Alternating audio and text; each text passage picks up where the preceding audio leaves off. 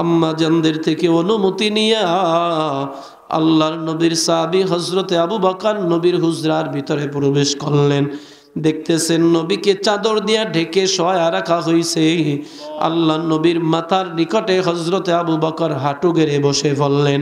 মুখের থেকে চাদরটারে সরাইয়া আবু বকর চোখের পানি ছেড়ে ডাক দিয়া কয়, পয়গম্বর, এই সফরে কেন আপনি আবু বকরকে সঙ্গী বানালেন না গো নবী?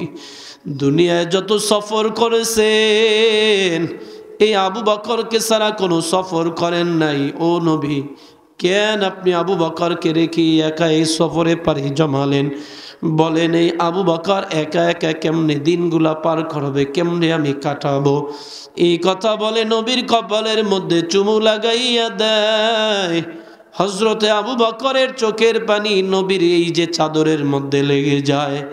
আল্লাহ নবীর সাহাবী হযরতে আবু বকর কান্না জড়িত কণ্ঠে বের হয়ে ডাক দিয়া কয়, ভাই ওমর, ইন্নাকা মাইতু ওয়া ইন্নাহুম মাইতুন।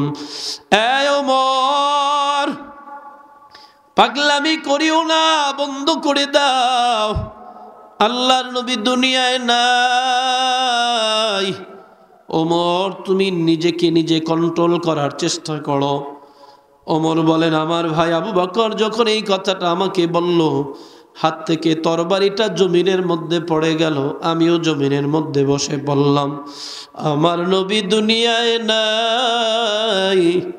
আমি ওমর আর সহ্য করতে পারলাম না। আবু বকর জড়ায় ধইরা ওমরকে কান্না করে, ওমর আবু বকরকে জড়ায় ধরে কান্না করে। যেমন অভিভাবক হারাইয়া সন্তানেরা ভাই ভাইকে জড়াইয়া কান্না করে, এক সাহাবী আর এক সাহাবীকে জড়াইয়া ধরে কান্না করে, আর নবীর শোকে শোকাহত হয়ে পড়েন। ওদিকে হযরতে বেলাল একদিন সমস্ত গাটুরিগুলা গুছাইয়া মদিনা ছেড়ে চলে যাবেন। আবু বকর ডাক দেয়া কয়, বেলাল, নবীও নাই, তুমিও নাই, চলে যাও। কে আজান দিবে, কার আজান আমরা শুনবো রে বেলাল? হযরতে বেলাল ডাক দিয়া কয়, আবু বকর, যে মদিনায় নবী নাই ওই মদিনায় আজ থেকে বেলাল আর কোনোদিন আজান দিবে না। আমি আজান দিব, আমার নবী নামাজের মুসাল্লায় দাঁড়াবে না। এইটা তো আমি আর সহ্য করতে পারবো না। এই কথা বলে হযরতে বেলাল গাটুরি গুছাইয়া চলে গেল সেই দামেস্কে। আবার বেশ কিছুদিন পর হঠাৎ করে নবী বেলাল স্বপ্ন দেখে নবী ডেকে বলে, বেলাল, কি এমন অন্যায় করলাম? আমার জন্য কি তোমার দিলের ভিতরে কোনো মায়া হয় না রে বেলাল? কত মানুষ কত দূর দূরান্ত থেকে আমার রওজার কিনারে আইসা দাঁড়ায়, তোমার কি একটা বারের জন্য আমার রওজার পাশে দাঁড়াইতে মনে চায় না? হযরতে বেলাল ঘুম থেকে সজাগ হইয়া গাটুরি গুছাইয়া আবার মদিনার দিকে রওনা করলেন। যখন বেলাল মদিনায় রওনা করলো, মদিনার মানুষের মধ্যে একটা কান্নার রোল পড়ে গেল। ওই ছোট ছোট বাচ্চারা পর্যন্ত কান্না করে আর ডেকে ডেকে বলে, হে মা, তাকাইয়া দেখো নবীজির বেলাল মদিনায় আগমন করেছেন। আমাদের মন বলে বেলাল যদি আজান দেয় পুনরায় নবী আবারও মদিনায় ফিরে আসবেন। এই বাচ্চারা এই কথা বলে আর চোখের পানি ফালায়া ফালায়া কান্না করে। মহিলারাও পর্যন্ত ঘর থেকে বের হয়ে গেছে শুধুমাত্র বেলালের জবানে একটু আজান শোনার জন্য। সমস্ত সাহাবায়ে কেরাম ঘিরে ফেলল, বেলাল আজান দাও। তুমি চলে যাওয়ার পরে কত আজান শুনলাম, কিন্তু তোমার আজানের মতো শুনতে পাই না রে বেলাল, তাড়াতাড়ি করে আজান দাও। বেলাল কয়, মদিনার লোকেরা রে শোনো, যেই মদিনায় নবী নাই ওই মদিনায় আর বেলাল কোনোদিন আজান দিতে পারে না। এই কথা বলার পরে সবাই চিন্তা করলো হযরতে হাসান হোসাইন ছাড়া কাজ হবে না। হাসান হোসাইনকে খবর দেওয়া হলো। হাসান হোসাইন ঈসা বেলালকে জড়ায় ধইরা কান্নায় ভেঙে পড়ল। বেলাল, নানাও নাই, তুমিও নাই। ও বেলাল, আজান শুনি কিন্তু তোমার আজানের মতো হয় না রে বেলাল। আমাদের দিকে তাকাইলেও কি নানার কথা মনে হয় না রে বেলাল? তাড়াতাড়ি করে একটু আজান দিয়ে আমাদের দিলটারে ঠান্ডা করে দাও। হযরতে বেলাল যখন দাঁড়াইয়া আজান শুরু করলেন, আল্লাহু আকবার, আল্লাহু আকবার, আশহাদু আল্লা ইলাহা ইল্লাল্লাহ, আশহাদু আন্না মুহাম্মাদার রাসূলুল্লাহ, বেলাল যখন বলল, বেলাল জমিনের মধ্যে অজ্ঞান হয়ে টাস করে পড়ে গেল। বেলাল আর হুঁশে নাই। সবাই যখন ধরাধরি করে বেলালকে শান্ত করে আবার হুঁশ ফিরায় আনলো। এবার সাহাবায়ে কেরাম জিজ্ঞেস করে, বেলাল তুমি যখন আশহাদু আন্না মুহাম্মাদার রাসূলুল্লাহ বললা, জমিনের মধ্যে অজ্ঞান হয়ে কেন পড়ে গেলা? হযরতে বেলাল ডাক দিয়া কয়, ও মদিনার লোকেরা রে, আমি যখন আশহাদু আন্না মুহাম্মাদার রাসূলুল্লাহ বলে আজান দিতাম, ঘাটটা ডান দিকে ঘুরায় দেখতাম আমার নবী মিম্বরে বসে বসে আমার দিকে তাকায়া থাকতো। কিন্তু আজ আমি তাকাইয়া দেখি নবী নাই। আমি বেলাল সহ্য করতে পারি নাই। বেলাল হুশে আসার পরে রওজার কিনারায় গিয়া রওজাটারে শক্ত করে ধইরা চোখের পানি ছেড়ে ডাক দিয়া কয়, পয়গম্বর, যেই মদিনায় আপনি নাই কেন, ওই মদিনায় আবার পুনরায় বেলাল কি ফিরায় আনলেন গো নবী? আজান দিলাম, মিম্বার খালি, মেহরাবু খালি, যেই জায়গায় আপনি বসতেন ঘুরতেন সেই জায়গাগুলো খালি পড়ে আছে। এরে আল্লাহর বান্দা হযরতে বেলাল নবীর প্রেমে এতটাই পাগল হয়ে গেল, বলে যে নবীর থেকে দূরে চলে গেল শুধু নবীর মহাব্বতের কারণে, সহ্য করতে পারে না এই জন্য। আবার যখন ফিরে আসলো নবীর মায়ায় হযরতে বেলাল জ্ঞান হারায়া ফেলল। ওই নবী যদি তোমার আমার জন্য এতটাই করতে পারে, আমি আপনি উম্মত হিসাবে নবীর মহাব্বত দিলের ভিতরে থাকার দরকার আছে না নাই? এজন্য ভাই লম্বা চূড়া নয়, ওই দিনটার কথা ভয় করো, আল্লাহকে মানো, 5 ওয়াক্ত নামাজ আদায় করো, রসুলের ইত্তেবা করো, মোহাব্বত পরিপূর্ণ দিলের ভিতরে ঢুকাইয়া নাও। হাসরের ময়দানে হতে পারে এই ওসিলা করে আল্লাহ বান্দাকে জান্নাত দিয়ে দিবে। আজ বাবা আমরা দুনিয়ার জমিনে ক্ষণিকের জন্য, কিছুদিনের জন্য আসছি, আবার একটা দিন থাকবো না, দুনিয়া থেকে চলে যাব। হাসরের ময়দানে বিচার হবে, বিচারের মধ্যে ফয়সালা হবে, নেকি বদি ওজন করা হবে। যদি নেকের পাল্লা ভারী হয় তো আল্লাহ জান্নাত দিয়া দিবে, আর যদি গুনাহের পাল্লা ভারী হয় বিনা হিসাবে আল্লাহ জাহান্নাম দিয়া দিবে। এই জন্য বাবা 5 ওয়াক্ত নামাজ আদায় করো, আল্লাহর সাথে একটা গভীর সম্পর্ক তৈরি করো, ওলামায়ে কেরামের সাথে মহাব্বত, আলেম ওলামাদের থেকে দোয়া, মুরব্বীদের থেকে দোয়া, তাদের সাথে ভালো ব্যবহার, ভালো আচরণ করা, সুদ ঘুষের সাথে জড়িত না রাখা। এরকম দিলটাকে সাফ করে যদি এই গভীর রাত্রে তওবার নিয়ত করা যায়, খাঁটি নিয়তে দুটো হাত আমার আল্লাহকে দেখাইয়া দাও।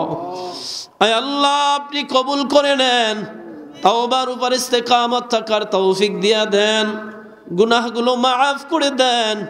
আয় আল্লাহ উলামায়ে কেরামের উসিলায় আজকের মজলিস কবুল করে নেন।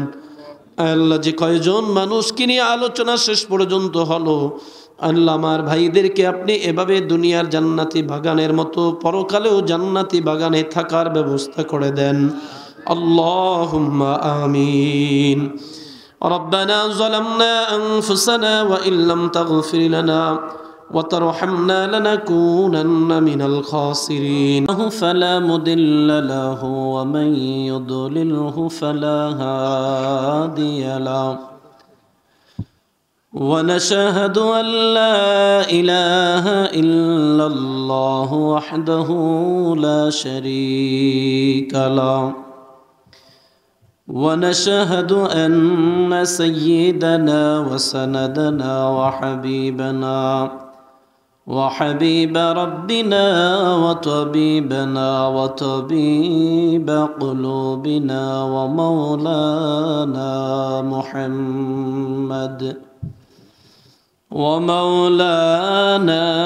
محمدا عبده ورسوله صلى الله تعالى عليه وعلى آله وأصحابه وبارك وسلم تسليما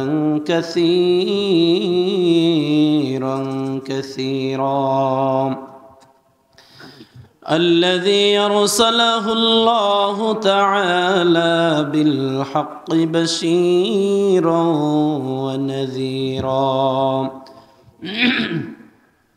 وداعيا إلى الله بإذنه وسراجا منيرا أما بعد فأعوذ بالله من الشيطان الرجيم بسم الله الرحمن الرحيم إذا زلزلت الأرض زلزالها وأخرجت الأرض أثقالها وقال الإنسان ما لها يومئذ تحدث أخبارها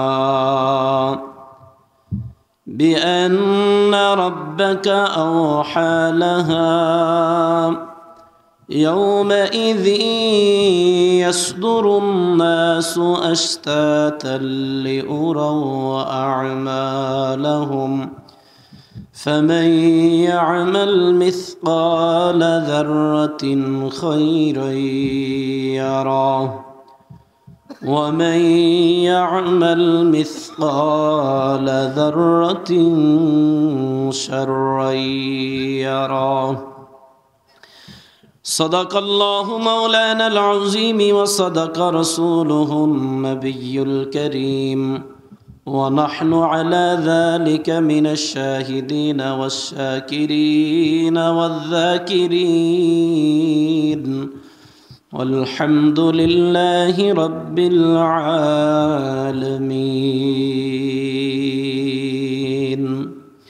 সকলে দরুদ ইব্রাহিম পাঠ করি যেই দরুদ শরীফ আমরা নামাজের মধ্যে পড়ে থাকি আল্লাহুম্মা সাল্লি আলা মুহাম্মাদিন ওয়া আলা আলি মুহাম্মাদ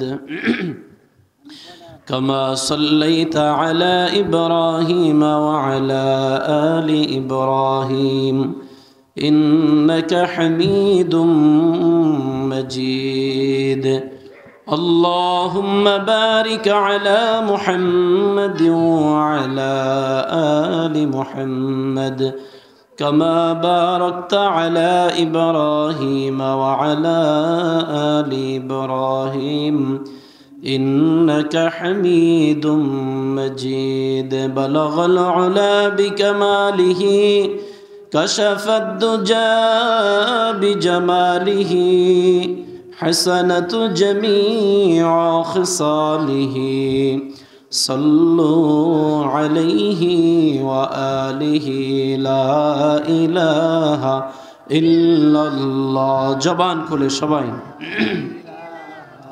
বক্স দুইটা হালকাই খুলেন বক্স দুইটা হালকাই খুলেন বক্সে শুধু বক্সে لا إله إلا الله محمد رسول الله صلى الله عليه وسلم سبحانك لا علم لنا إلا ما علمتنا إنك أنت العليم الحكيم رب اشرح لي صدري ويسر لي أمري واحلل عقدة من لساني يفقه قولي رب زدني علما رب زدني علما رب زدني علما رب يسر ولا تعسر وتمم علينا بالخير আলহামদুলিল্লাহ। প্রসন্ননগর পশ্চিমপাড়া গুচ্ছগ্রাম মোহাম্মদিয়া জামে মসজিদের উন্নয়ন উপলক্ষে প্রথম বার্ষিক ওয়াজ ও দোয়া মাহফিলের পরম শ্রদ্ধেয় সম্মানিত সভাপতি জনাব মোহাম্মদ বাবুল সর্দার সাহেব, বিশিষ্ট সমাজসেবক, কানাডা প্রবাসী। আজকের মাহফিলের প্রধান অতিথি আলহাজ মোহাম্মদ শওকত আলী সাহেব, রাষ্ট্রীয় স্বর্ণপদক প্রাপ্ত চেয়ারম্যান, বক্তব্য ইউনিয়ন পরিষদ। বিশেষ আলোচক হিসেবে আমার আগে অত্যন্ত চমৎকার আলোচনা করেছেন আমার অত্যন্ত মহব্বতের হাফেজ মাওলানা আবু বকর সিদ্দিক মনপুরি, হজরত মাওলানা সৈয়দুর রহমান সরকার, মাওলানা মুফতি মাহমুদুল হাসান সাহেব, হজরত মাওলানা আব্দুর রাজ্জাক সাহেব সহ প্রধান মেহমান বৃন্দ, বিশেষ মেহমান বৃন্দ, আমন্ত্রিত ওলামায়ে কেরাম, মঞ্চে উপবিষ্ট জাতির রাহবার, জাতির পাহারাদার, জাতির কর্ণধার ওরাসাতুল আম্বিয়া হযরতে ওলামায়ে কেরাম, সামনে উপবিষ্ট দিন প্রিয়, ইসলাম প্রিয়, আল্লাহ পাকের আশিকিন, জাকিরিন, শাকিরিন, মুহিব্বিন, মুরব্বিয়ানে আওয়াম, দয়াময় রব্বুল আলামিনের দরবারে শুকরিয়া যে আল্লাহ আপনাকে আমাকে দয়া করে, মায়া করে, মোহাব্বত করে, ভালোবেসে রাসূলের ঘোষণা অনুযায়ী দুনিয়ার জান্নাতি বাগানে উলামায়ে কেরামের সোহবতে আল্লাহ ওয়ালাদের নিসবতে কিছু সময়ের জন্য যে আল্লাহ কবুল করলেন, এজন্য সে আল্লাহ তাআলার দরবারে শুকরিয়া আদায় করি। মুসলমান হিসাবে ঈমানের আওয়াজকে উঁচু করে জবান খুলে সকলেই কালিমাতুশ শুকর পাঠ করুন আলহামদুলিল্লাহ। লক্ষ কোটি দরুদ ও সালাম বিশ্ব মানবতার মুক্তির কান্ডারি, বিশ্ব মানবতার মুক্তির দিশারি, রহমাতুল্লিল আলামিন, সাইয়্যিদুল মুরসালিন, খাতামুন নবিয়্যিন, আপনার আমার প্রিয় নবী, কলিজার টুকরা নবী জনাবে মুহাম্মদুর রাসূলুল্লাহ, সকলেই পড়ুন সাল্লাল্লাহু আলাইহি ওয়া আলিহি ওয়া সাল্লামের প্রতি। সম্মানিত হাজিরিন, রাত প্রায় 10:30 পার হয়ে গিয়েছে। মোটামুটি আপনাদের উপস্থিতিতে প্রমাণ করে আপনারা দিন থেকে অনেকটা দূরে সরে আছেন। না তো যে পরিমাণ মাইক, যত ওলামায়ে কেরাম আলোচনা করেছেন কোরআন ও হাদিস থেকে দিক নির্দেশনামূলক খুব গুরুত্বপূর্ণ বিষয়ের আলোচনা করেছেন।